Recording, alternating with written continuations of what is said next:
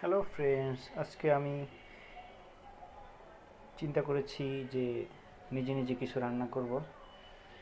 তো কি রান্না করব ভাবতেছিলাম, আজকে আলু ভর্তা করব,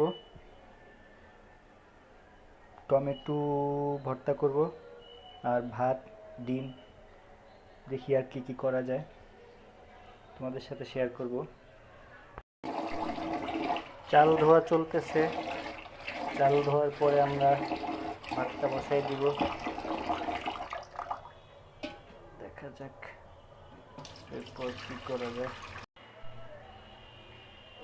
ভাত বসানো হইলো, ভাত বসানোর পরে এটার উপরে আলু বসিয়ে দিলাম, হইতে থাকুক, বাকি জায়গায় নিব না। একই সাথে দিয়ে দিলাম টমেটো ফ্রাই করতে, টমেটোগুলো ফ্রাই হইতে থাকুক,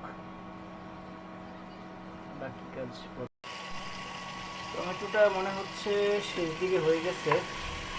এখন কি করা যায়, আমার ধারণা এখন আমরা নামায় ফেলতে পারি, বা চুলাটা অফ করে তারপর পেঁয়াজ পেঁয়াজ মরিচ দিয়ে এবং তুমি কি বলতে চাও বলো? তুমি আমার রান্না দেখে কি তুমি কি জেলাস? আমি বলতে চাই না, আমি জিজ্ঞাসা করতে চাই কাউয়া কাদের আবার রাহুল হইলো কিভাবে? না, আসলে আমি কাউয়া কাদের না, আমি অনেক ভালো রাঁধুনি মনে মনে। কাউয়ার আসেন। আমি আমি যখন খাবো তখন মুমিন চায়া চায়া থাকবে, এই আশায় আমি আসি, দেখা যাক শেষ পর্যন্ত। এবার টমেটোর জন্য রেডি করলাম পেঁয়াজ, ধনিয়া পাতা আর মরিচ আর লবণ।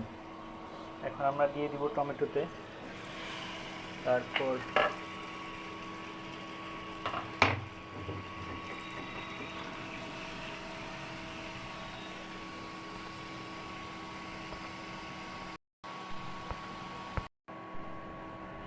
আমরা টমেটোগুলোকে একটু কেটে ছোট করব।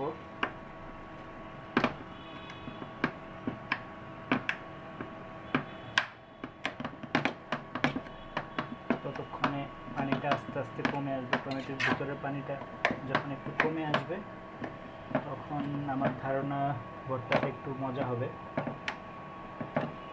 তো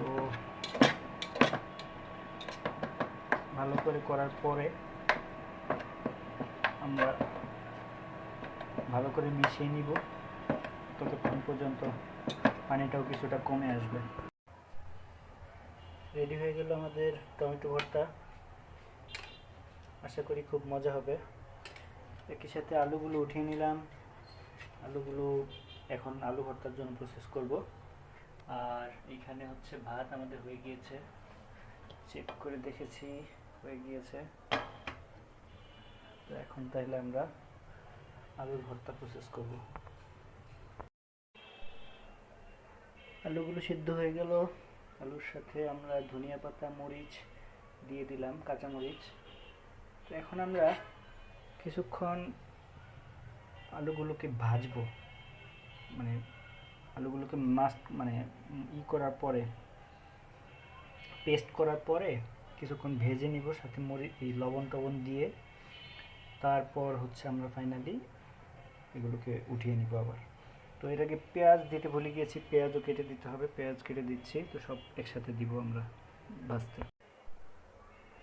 এই তো আমাদের খাবার হয়ে গেল, আলুর ভর্তা, টমেটো ভর্তা এবং গরম ভাত। তো আমরা এখন খেয়ে নিব। সবাইকে ধন্যবাদ ভিডিওটি দেখার জন্য। আসসালামু আলাইকুম।